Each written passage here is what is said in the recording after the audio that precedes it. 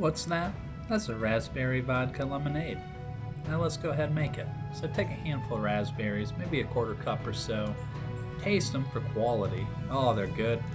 Put about a half ounce of sugar in there, or you can use a half ounce of simple syrup. Doesn't matter. Go ahead, muddle the berries together with the sugar. And you're gonna, once again, taste test. Suck on that wood. Juice about half a lemon or so. That should give you about an ounce of lemon juice here. You can add 2 to 3 ounces of vodka, just depending on how strong you like it. I mean, this is going to be a long drink. It's going to be refreshing. It's summer.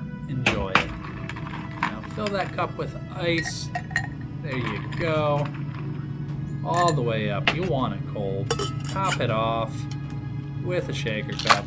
Go ahead. Give it a good shake. Alright. There you go. Don't get too into it now. Pop the top off there. Now you're going to strain it out over the ice into a Collins glass filled with ice. Top with soda water. Give it a gentle stir to get the bubbles down in there. Ice will float and give you a nice little layered appearance. Garnish with a lemon. Cheers.